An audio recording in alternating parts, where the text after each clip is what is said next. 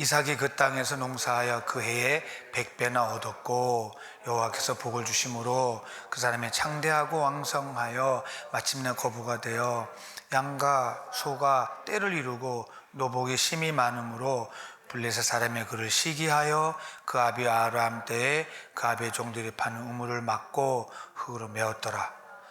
아비멜렉이 이삭에게 이르되 내가 우리보다 크고 강성한즉 우리를 떠나가라.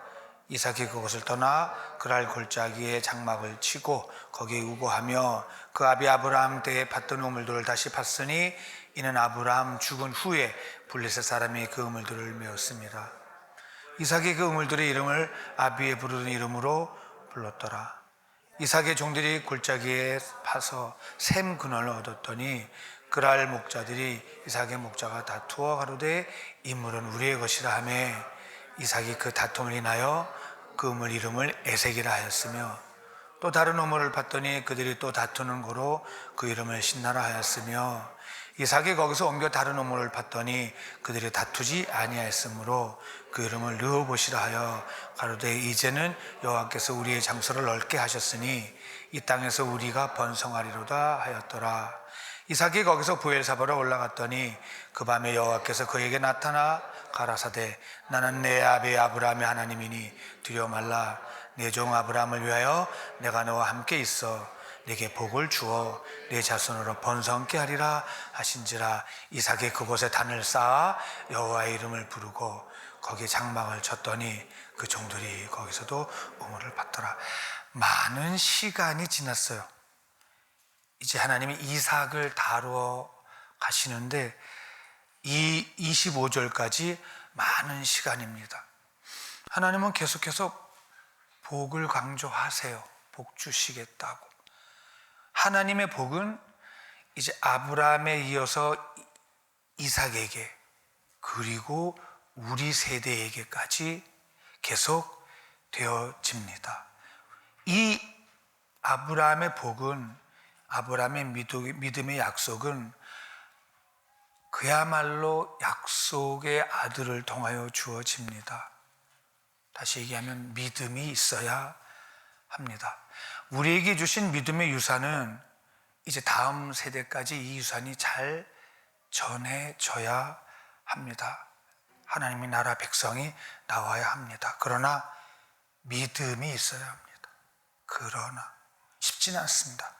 우리는 늘 부족하고 연약하고 실수가 많아서, 그런데 하나님 우리를 택하셔서 자녀 삼으시고 고난 가운데 넣으시죠.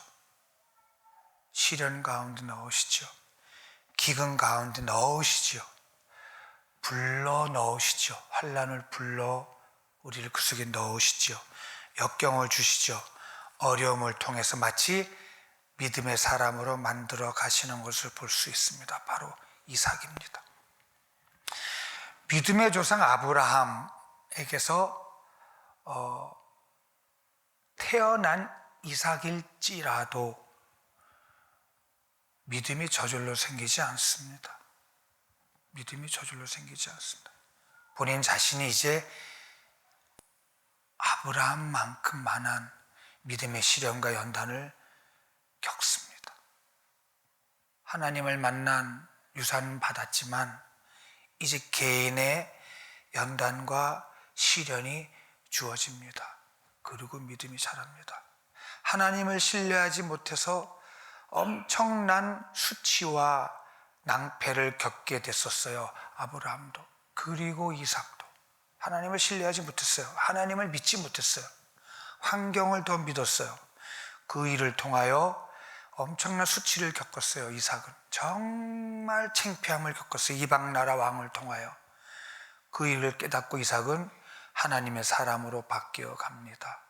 이삭이 이렇게 실수가 많고 부족함에도 불구하고 하나님으로부터 훈련이 되어져 갑니다.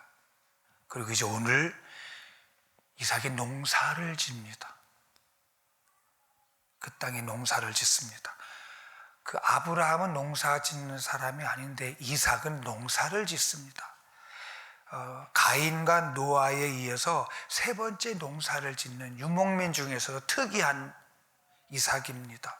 원래 유목민들은 농사를 짓지가 않습니다. 그런데 하나님께서, 그게 참 재밌어요. 유목민이 농사를 지어서 100배를 수확했다. 이 내용은 이삭이 한 게 아닙니다. 하나님이 하신 겁니다. 100배의 수확을 합니다. 근데 단서가 있습니다. 뭐냐면 100배를 수확했는데 말씀에 뭐라 했냐면 여호와께서 복을 주심으로 라고 되어 있습니다. 그러니까 유목민이 농사를 짓는다는 자체도 말이 안 되는데 유목민이 농사를 지어서 수확이 100배를 얻었습니다. 왜냐하면 약속하신 거 기억합니다. 하나님의 약속을 붙잡습니다. 그래서 12절에 100배나 얻었는데 여호와께서 복을 주셨다 단서가 붙었는데 13절에 창대하고 왕성하고 마침내 거부가 됐다. 그럼 창대하고 왕성하고 왕성이다 왕성하다 할라크 히브리어로 갈수록 점점 더 잘 되는 거예요. 그래서 14절에 양과 소가 떼를 이루고 살림살이가 점점 많아집니다.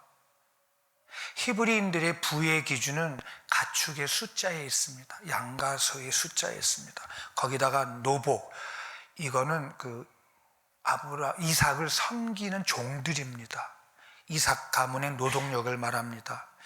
이제 이삭은 거기서 살면서 농사 지으면서 100배를 얻었고 창대하고 왕성하고 거부가 됐습니다. 근데 100배에 관심이 없습니다. 이삭은. 왜냐하면 하나님이 누구이신지를 몇십 년 동안 배워왔습니다. 거부가 되었지만 아무 반응이 없습니다. 이렇게 거부가 된 것은 양과 소와 노비가 떼를 이루어 많아진 것에 대해서 아브라함은 아무런 반응이 없습니다. 왜냐하면 하나님은 100배도 주세요. 아니, 내가 만난 하나님은 1000배도 주세요. 아니, 10,000배도 주세요. 그런데 내가 만난 하나님은 기근도 주세요. 환난도 주세요. 시련도 주세요. 이삭은 100배에 관심이 하나도 없습니다. 야, 대단했습니다. 다만 그것들을 주신 하나님이 보이기 시작합니다. 100배에 요동치 않습니다. 내 하나님은 내가 필요하면 1000배도 주셔. 다만 어려움도 주셔. 환난도 주셔. 시련도 주셔. 하나님은 오직 하나님이시다. 이삭은 이렇게 해서 하나님이 누구신지를 점점 알아가고 전적으로 하나님만을 신뢰하기 시작합니다.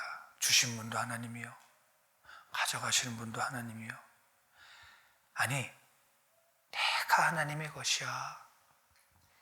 아니, 100마리가 100배면 10,000마리인데요. 10,000마리 관리도 못해요. 엄청난 숫자예요. 근데 숫자가 하나도 안 들어와요. 왜? 커다란 수모를 겪고 깨달은 뒤의 축복은 솔직히 얘기하면 하나님밖에 안 보였어요. 이삭은. 그래서 너무 감사했습니다. 근데 이렇게 같은 동네의 블레스 사람들의 반응은 달랐습니다. 농사를 같이 지었는데도 자기들은 수확이 별로 없는데 얘는 창대하고 왕성하고 거부가 됐어요. 근데 그 뒤에 나오는 단서가 뭐냐면 하나님이 하셨다라는 단서가 꼭 붙습니다. 하나님이 하셨습니다. 그래서 그들은 반응을 어떻게 하냐면 세상적인 반응으로 합니다. 블레셋 사람들의 특징은 뭐라고 얘기하냐면 시기하여가 들어갑니다. 시기하여. 성경에서 블레셋과 아말렉은 하나님이 쓰시는 도구잖아요. 항상 이스라엘이 방황할 때, 이스라엘이 하나님을 놓쳤을 때 사용되어지는 블레셋과 아말렉인데, 여기서 블레셋이 사용되어지는데 항상 군대로 사용되어지는데 이번에는 블레셋이 어떻게 사용되어지냐면 시기라는 감정을 사용합니다. 그래서 시기, 질투, 원망, 불평 이런 것은 내적 주의에 따로 떼서 공부할 내용이기 때문에 따로 떼겠습니다. 시기, 질투는 비교에서 오는 것입니다. 시기하다라는 것은 비교의식에서 옵니다. 비교의식에서 오는 감정 표현입니다. 자기보다 나은 사람을 질투하고 미워하여 생긴 감정입니다. 사실 남이 잘 되면 인정해주고 축복해준다는 것이 그냥 상식이고 보통 일인데 어렵습니다. 특히 가까운 사람이 잘 되면 배 아픈 거 맞습니다. 이렇게 시기심에 눌리면, 사로잡히면 평생 많은 시간을 불행하게 보냅니다. 그 한 가지 집착하게 되고 마침내는 살인까지 하게 됩니다. 무섭습니다. 이 병은 다른 사람이 어떠한 것에 비교해서 보면 항상 이게 사탄이 틈타게 되는데, 사람이 잘 되는 거 시기하면 자신이 먼저 병듭니다. 결국 자신이 죽게 됩니다. 우리는 이 비교의식에서 벗어나게 되기를 바랍니다. 그래서 이 시기하다, 히브리어로 카나, 크게 질투하여 샘내다, 타인이 번영하고 성공하고 잘 되는 것에 까닭 없이 배 아픈 것, 이렇게 되어 있습니다. 그죠? 까닭 없이 배 아픈 것. 이 부분 앞에 많이 걸립니다. 성경에도 이런 사람 많이 나옵니다. 정말 많이 나옵니다. 시기에서 걸린 사람 엄청 많습니다. 대표적으로 뭐 사울, 요셉, 예수님도 마찬가지고요. 엄청나게 시기에 걸려 있습니다. 근데 이 블레셋 사람들이 시기하게 됩니다. 자기들은 농사를 지었는데 하나도 얻을 수 없는데도 불구하고 이민 와서 농사 짓는 저 이삭이 100배면요, 여러분 상상할 수가 없습니다. 시기 질투의 공격을 받게 되면, 나의 의지와 관계없이 공격을 받게 되면 정신이 없어집니다. 시간을 뺏깁니다. 일방적으로 당하는 중상모략 소문에는 나의 의지와 관계없이 치명적인 상처를 받습니다. 온통 신경과 마음을 하던 일을 멈추고 그쪽으로 뺏기게 됩니다. 이게 정말 어렵습니다. 이게 할 일을 못하게 만듭니다. 시기가 들어오고 질투가 들어와 버리면, 그 일을 받아버리면 정말 근심걱정으로 세월을 보내게 됩니다. 참 악한 수입니다. 이런 시기를 받았습니다. 누가? 이삭이. 엄청난 고통을 받았습니다. 차라리 와서 싸우면 좋겠는데 그게 아니라 헛소문을 통하여 엄청 시기를 받습니다. 근데 이삭은 여기에 반응하지 않습니다. 까닭 없이 배 아파서 생겨서 찾아오는 그 시기에 이삭은 끄떡하지도 않습니다. 그리고 깨닫습니다. 하나님하고 관계를 갈라놓으려고 하는 수단을 알게 됩니다. 이럴 때 우리는 말씀을 깨닫습니다.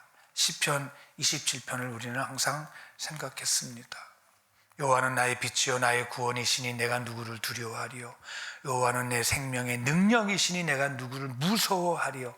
나의 대적 나의 원수된 행악자가 내 살을 먹으려고 내대로 왔다가 실족하여 넘어졌다. 군대가 나를 대적하여 진칠지라도 내 마음에 두렵지 아니하며 전쟁이 일어나 나를 치려 할지라도 내가 오히려 안연하리로다.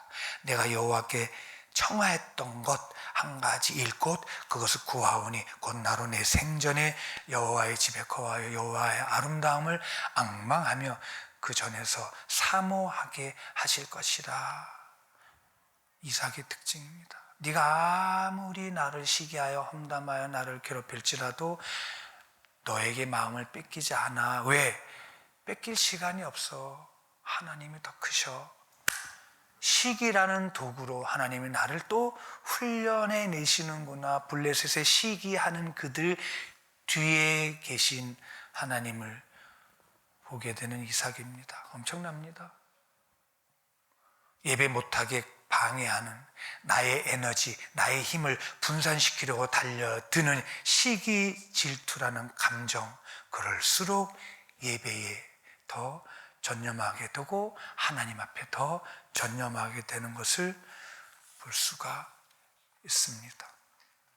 우리는 각자가 이 시기, 이 단어, 가해장과 피해장과 잘 보면서 우리는 서로 인정해주는 그런 종들 되기를 바랍니다. 이삭은 정말 하나님의 복 주심으로 인한 100배의 축복이 자기 의지와 노력과 관계없이 만들어 주심을 정확하게 알게 되면서 또 한 번 외칩니다. 아, 하나님이시구나. 그로 인한 시기 또한 아, 하나님이시구나. 웃을 수가 있습니다. 그 앞에 엄청난 내용을 겪었기 때문에 이삭은 이제 시기하여 나를 괴롭히는 저들을 향하여 이삭은 이제 웃을 수가 있습니다. 예전 같았으면은 가만히 있지 않죠. 이삭이요. 어떻게 가만히 있었겠습니까? 그러나 이삭은 하나님의 일하심을 아멘하며 분명히 받아들입니다. 이렇게 남의 나라에 와서 이민 와서 농사지어 잘 되면 얼마나 좋습니까? 축복해 줄 수 있지 않겠습니까? 남의 나라 와서 어렵게 사는데 근데 그렇지가 않습니다. 이삭은 알았습니다. 그 복 하나님이 주셨고 시기하는 블레셋 하나님이 준비하셨다라는 것 정확하게 이삭은 알았습니다. 그래서 저 할례 받지 못한 블레셋을 통하여 일하시는 하나님 앞에 감사하며 찬양하게 됩니다. 그리고 전혀 반응하지 않습니다. 이제 그들이 와서 우물을 메꿉니다. 블레셋이 와서. 이 우물을 15절에 우물을 메꾼다는 것은 전쟁하자는 뜻입니다. 싸우자는 뜻입니다.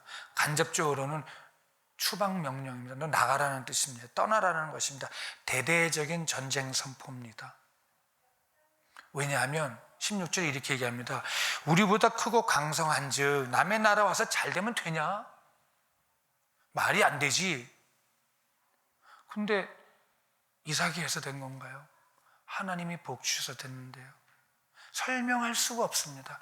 현대 그리스도인들은 하나님이 나와 함께 하심에 대해서 사실 설명해낼 수가 없습니다. 그런데 잘 삽니다. 그런데 형통합니다. 너무너무 어려워 죽겠는데 평안합니다. 이 정도면 죽을 지경인데 기쁩니다. 무엇으로 설명해내요, 이거를? 누가 하셨기 때문에 하나님이 하신 거에 대해서 증거를 무엇으로 설명해 내겠냐고요. 그러니까 하나님은 우리를 기근 속에 어려운 속에 환난 속에 집어넣으시면서 좀 증명 좀 해내라고 하시는 것이 하나님 우리를 향한 배려잖아요. 이삭이 한 것이 없어요. 하나님이 복 주셔서 된 것을 어떻게 설명을 하겠냐고요.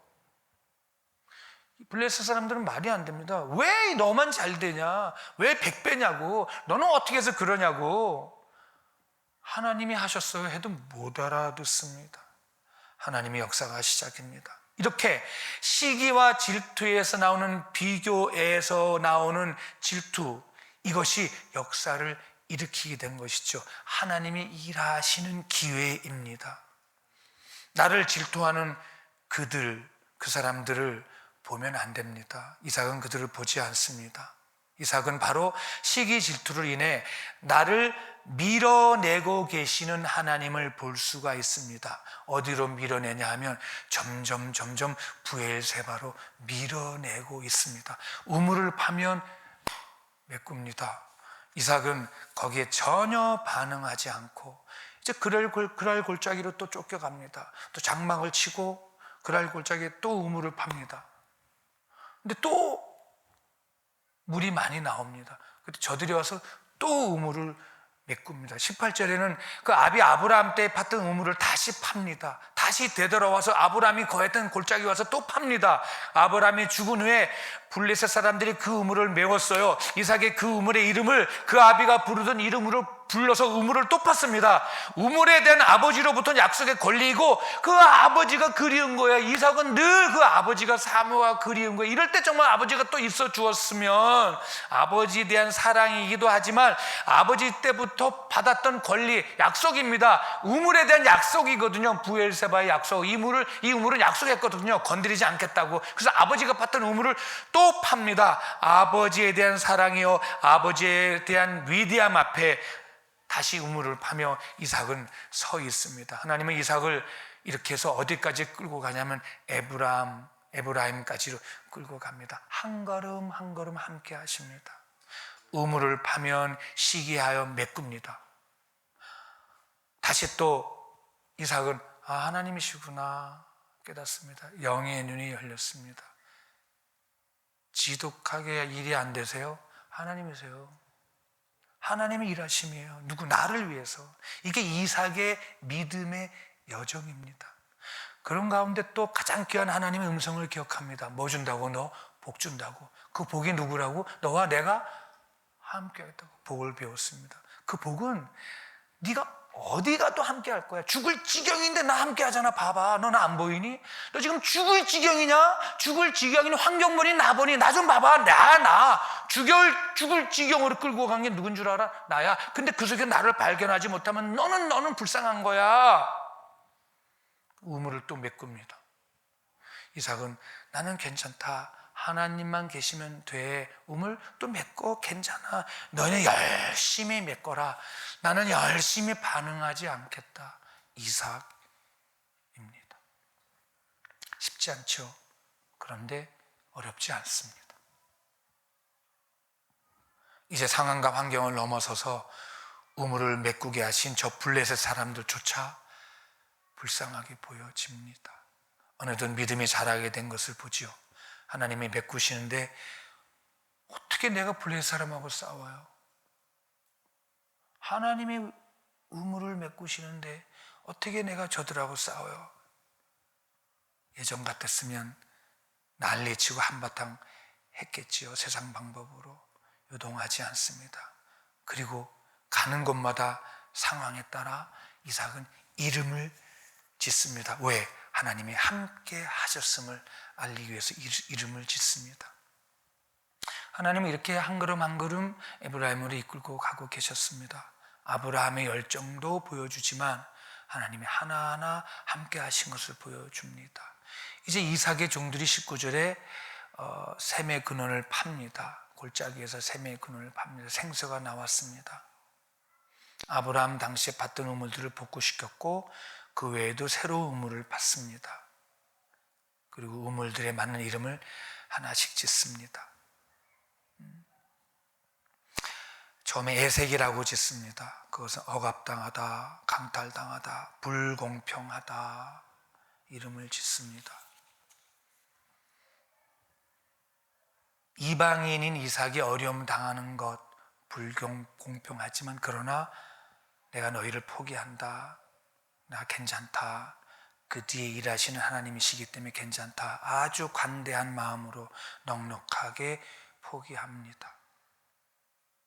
원망, 불평 나올 겨를이 없습니다. 사실 상상할 수 없는 상황입니다. 말도 안 되죠. 이성으로 보면. 그러나 그렇게 할 수 있는 힘이 이삭에게는 이제 생겼습니다. 그리고 21절에 또 우물을 팝니다. 또 다툽니다. 이름을 신나라 합니다. 시트나 그래서 적대감이라는 뜻입니다. 원수같이 기다리고 있다. 새로 우물을 파려고 하면 저들이 딱 대기하고 있습니다. 우물 판 걸 덮으려고 싸우려고 기다리고 있습니다. 방해하면서. 그러나 이삭은 또 입을 다뭅니다. 묵묵히 또 팝니다. 이삭이 거기서 옮겨 다른 우물을 팠더니 22절에 이제 다투지 않았습니다.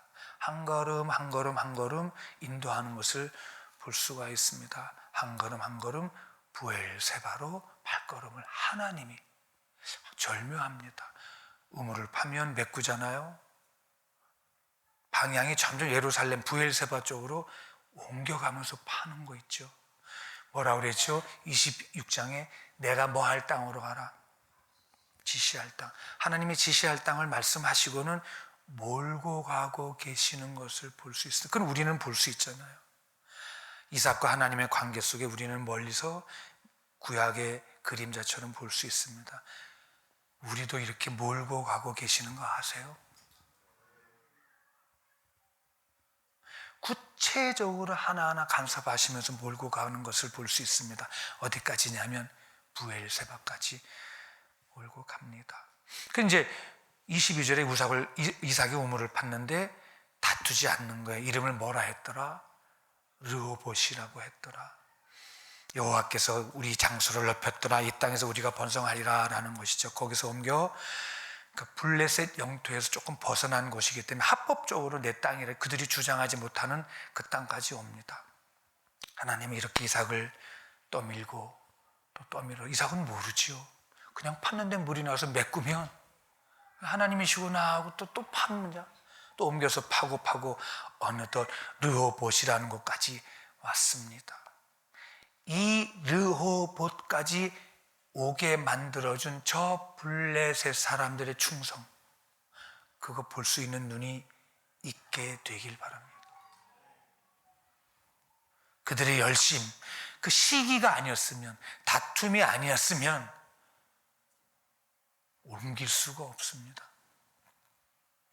하나님의 지시한 땅으로 갈 수가 없었습니다. 하나님의 섭리는 우리 인생 어느 것 하나하나 그냥 간과 넘어가지 않고 소홀히 하지 않고 구체적으로 간섭하고 계신 것을 우리는 시간이 지나고서야 깨닫지만, 이제 앞으로는 시간 지나지 말고 즉시 하나님의 주권 앞에 무릎 꿇게 되기를 바랍니다. 사건 하나하나마다 모두 하나님의 섭리와 계획과 역사가 있습니다. 그러니 너는 예배 장소에서 떠나지 마라. 세상으로 가지 마라.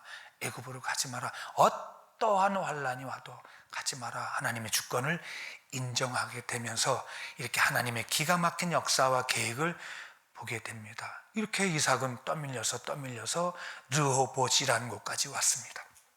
르호봇은 브엘세바 남서쪽 30km, 그러니까 브엘세바 남겨두고 30km까지 몰고 왔습니다. 거기에 위치한 엘로케바라고 합니다. 이 르호봇이 지금 현재 엘로케바입니다. 그게 브엘세바에서 30km까지 거의 다 왔습니다. 밀려서 여기까지 오게 됨을 볼 수가 있습니다. 블레셋 사람들의 회방과 핍박과 싸움에도 불구하고 끝까지 이삭은 하나님 붙잡고 인내함을 볼 수 있습니다. 여기까지 한 번도 하나님과 눈을 놓치지 않았습니다.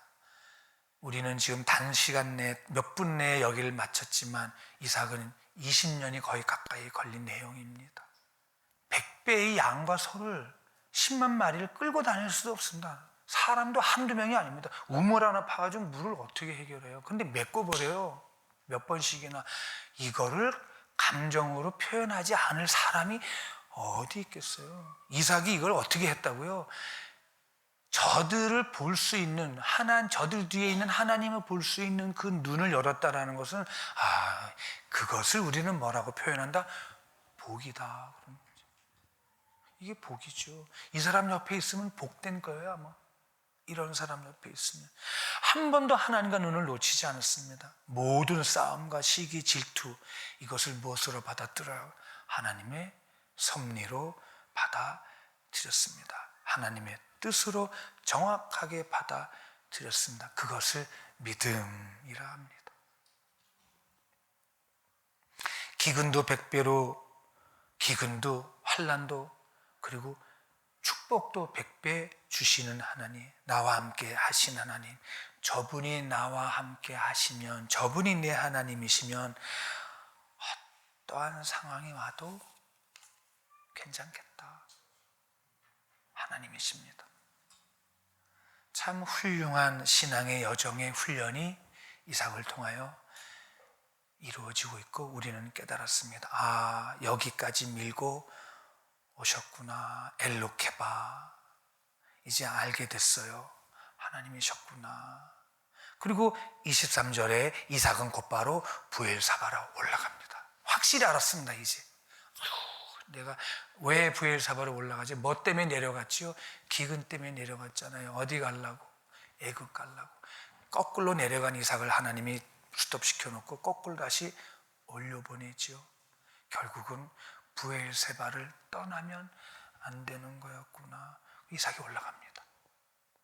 브엘세바까지로 올라갑니다. 브엘세바 올라간다. 이거는 낮은 곳에서 높은 곳으로, 우리의 믿음은 점점 낮은 믿음에서 강한 믿음으로 생겨나게 되기를 바랍니다. 하나님이 원하시는 곳이 어디였다? 브엘세바였구나. 블레셋 사람들의 끊임없는 압력에 결국 이삭은 뭔지는 몰랐지만 하나님이심을 알았어요. 브엘세바까지라는 것은 몰랐어요. 그러나 가고 믿음이 생기고 보니까 하나님의 계획은 브엘세바였던 것이에요. 그래서 이삭은 브엘세바까지 올라가게 된 거예요. 이제 이삭의 브엘세바까지 갔더니 그 밤에 24절에 그 밤에 하나님이 나타나셨어요. 처음 나타나셨어요. 아브라함하고 같이 제물로 바쳐진 그곳에 이어서 처음 나타나셔서 하시는 말씀이에요. 우리 24절 같이 읽겠습니다. 시작. 그 밤에 여호와께서 그에게 나타나 가라사대 나는 내 아비 아브라함의 하나님이니 두려워 말라. 내 종 아브라함을 위하여 내가 너와 함께 있어 내게 복을 주어 내 자손을 번성케 하리라. 또 뭐 주시겠대요? 복 주시고 뭐 하시겠대? 자손을 번성해. 이삭과 아브라함의 관계는 믿음의 관계로 이제 훈련이 되어져 가고 있습니다. 이것이 아브라함의 상속입니다. 그러면 이삭과 하나님의 관계는 어떤 관계인가요? 하나님이 이삭에게 복 주심은 이삭 때문이 아니에요. 하나님이 이삭에게 복 주시겠다는 것은 아브라함 때문이었어요. 약속이에요. 하나님의 약속은 처음에 이삭의 아버지 아브라함에게 주어졌고 이제 이삭에게 너에게도 복을 줄 거야 훈련을 통하여 복이 주어지는 거죠. 이 이삭에게는 새로운 것 주시는 게 아니에요. 이삭에게는 아브라함에게 주셨던 그 약속을 주시는 거예요. 믿음의 복은 바로 아브라함을 인함이에요. 우리 모두 다 믿음의 복은 누구에서 시작한다고요? 아브라함에서 시작한. 그래서 우리가 아브라함을 시작한 거예요. 저와 여러분의 믿음의 복도 누구에서 시작한다고요? 아브라함인 줄 믿습니다. 나는 내 아비 아브라함의 하나님이다. 이것이 하나님과 이삭의 관계로 다시 시작되어지는 거죠. 나는 너의 아버지 아브라함의 하나님이니 이제 너는 뭐 하지 말라. 두려워하지 마. 내 종 아브라함을 위해 내가 너와 함께 있어. 내가 아브라함 때문에 너에게 복을 줄 거야. 그래, 아브라함 때문에 우리에게 복을 주시는 거예요. 그래, 믿음의 조상 아브라함을 통하여 우리에게 아브라함을 통해 믿음을 주시고 아브라함을 통해 우리에게 복을 주시는 줄 믿습니다. 고로 이제 너는 아브라함의 믿음을 가진 자들은 자손을 번성케 하게 될 거야. 하나님과 아브라함 사이에 맺어진 언약 지금도 변함이 없습니다. 바로 영적인 자녀 우리들에게도 아브라함만 위함이 아니요 우리도 위함이라. 우리들에게도 이러한 믿음의 유산이 주어진 줄 믿습니다. 이제 이삭은 25절에 이 음성을 듣고 결론을 맺습니다. 어떻게 하냐면 처음으로 아브라함 앞에서 단을 쌓았던, 매일 아버지가 단을 쌓았잖아요. 아버지가 하나님 앞에 단을 쌓고 제사 드리는 건 매일 보잖아요. 근데 이삭은 이제 그 단 쌓는 거를 처음 합니다. 그리고 이제 이삭이 매일 자기 아버지 아브라함의 믿음에 가려 있다가 이제 나의 하나님하고 이삭이 아브라함의 하나님에서 벗어나서 내 아버지하고 내 하나님하고 나의 하나님 아버지하고 하나님 아버지 이름을 부릅니다. 25절에 단을 쌓아 여호와의 이름을 부릅니다. 이제 이삭이 여호와 이름을 부릅니다. 브엘세바, 아브라함의 에셀나무 신고 거기서 영생하신 하나님 이름을 불렀던 그 브엘세바에 아버지의 신앙을 본받아서 하나님께 처음 예배 드린 그 장소 와서 감격의 순간입니다. 엄숙한 제사를 드립니다. 자신을 여기까지 인도하신 살아계신 하나님 아버지 부릅니다. 아버지의 신앙의 그 신앙 속에서 자라왔다. 이제 나를 내 하나님이 되시는 그 하나님 앞에 이름을 부릅니다. 나를 여기까지 인도하신 내 하나님, 나의 아버지 하나님도 되시지만 나의 하나님 감사합니다. 이제 이곳은 하나님 자신이 나타나셨던 장소입니다. 누구하고? 이삭하고입니다. 바로 브엘세바입니다. 이곳에서 여호와의 이름을 부릅니다. 이제 이삭이 많은 시간을 주마등처럼 시간이 지나갑니다. 그리고 첫 번째 예배를 드립니다. 이 감격이 이루 말할 수가 없었습니다. 아마 어떤 예배를 드렸을까요? 짐승을 잡으면서 감격스럽고 거룩하고 탄성이 나오는 예배였을 거예요. 하나님은 권능자이시고 인자하시고 또 기다리시고 참아주시고 나를 사랑하시고 나를 도와주시고 앞서 행하셨고 그리고 드디어 내 앞에 계신 나의 하나님, 이런 수식어가 엄청 나왔을 겁니다. 나의 모든 것 되시는 하나님. 그리고 이렇게 얘기합니다. 나의 하나님 하고 이제 처음으로 하나님을 맨날 아버지, 나의 아브라함, 나의 아버지 하나님 그러다가 이제 처음으로 나의 하나님을 세상에 선포하며 찬양하는 공식적인 이삭의 예배였습니다. 이제 이삭의 신앙이 하나님 중심의 신앙으로 바뀌어 갑니다. 막 속에서 감격과 감사와 기쁨이 어떻게 감당할 수가 없었습니다. 그리고 이삭이 이제 우물을 또 팝니다. 이 말은 여기서 장막을 친다는 뜻입니다. 하나님의 은총으로 쉽게 물을 얻었고 쉽게 100배의 축복도 받고 이제 이곳에 정착하게 됩니다. 방황이 끝납니다. 이렇게 많은 고생과 고난과 어려움과 수치심을 끝으로 하나님을 알아볼 수 있는 영의 눈을 갖게 된 이삭은 매사에 하나님의 주권을 인정하는 신앙의 사람으로, 그리고 하나님을 100% 신뢰하고 믿는 신앙의 사람으로 바뀌게 됩니다. 그리고 이삭은 이제 헤브론으로 거주해서 죽기까지 헤브론에서 삽니다. 하나님은 이렇게 모든 이삭의 공급자로 모든 것이 하나님께로부터 왔다는 주권을 인정하게 되고 모든 것이 하나님 안에 있고 그것을 우리에게 주시는 하나님이라는 것을 이삭은 신앙을 통하여 우리에게 보여주고 있습니다. 여러분, 어려운 일이 안 일어나면 좋겠고 힘든 일이 안 일어나면 좋겠고 사건들이 안 일어나면 좋겠죠? 아니에요. 그 일을 통하여 하나님은 그 속에서 우리와 함께 하신 것은 보라고 그 일을 펼쳐 놓으시는 것을 볼 수 있습니다. 기근이 올 겁니다. 환난이 당연히 올 겁니다. 시련이 올 겁니다. 언제까지? 죽을 때까지 옵니다. 죽을 때까지 아마 옵니다. 다시 말하면 환난의 인내는 연다는 천국의 소망을 놓치지 않는 방법이 시련이었습니다. 그 기근과 시련 앞에 우리는 할렐루야 하면서 단을 쌓을 수 있는 그 거룩함에 참여하게 되길 바랍니다. 자리에 일어서겠습니다.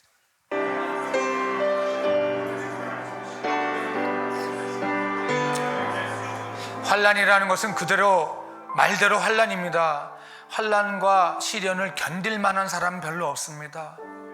이때 필요한 것이 믿음인 것을 우리는 알았습니다. 이때 필요한 것이 주님 앞에 예배하는 것인 줄 알았습니다. 이때 필요한 것이 내 생각이 환난에 뺏기지 않고 내 생각이 시련에 뺏기지 않고 내 생각이 나를 시기하는 사람에게 뺏기지 않고 오히려 그 생각이 하나님께 더 집중할 수 있다는 것도 배웠습니다. 그렇습니다. 그렇다면 이 자리가 천국인 줄 믿습니다. 하나님 아버지의 환난과 연단을 주시며 오히려 감사합니다. 나에게 그 믿음을 더하시옵소서. 다 같이 기도하겠습니다.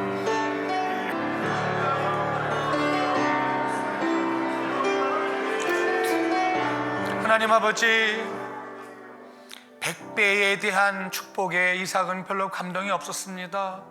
내 하나님은 10,000배도 주시는 분이시기 때문에 그걸 확실히 알았습니다. 반대로 내 하나님은 기근도 주신 하나님을 알았습니다. 기근이면 어떠랴, 100배면 어떠랴, 하나님이 계시면 복이다라는 걸 깨달은 이삭 앞에 믿음을 우리가 배웁니다. 사방가족들 이 믿음 허락하여 주시옵소서. 예수님 이름으로 기도합니다. 아멘. 지금 우리 주 예수 그리스도의 은혜와 하나님 아버지의 그 사랑하심과 성령님의 교통하심과 위로하심과 충만하심이 이제 이 믿음 가지고 세상으로 파송되어지는 사방가족들의 생각, 마음, 가족, 자녀들, 학업, 사업, 그리고 세계에 나가 있는 그 거룩한 하나님의 종들 머리 위에 지금으로부터 영원토록 함께 계실지어다. 아멘.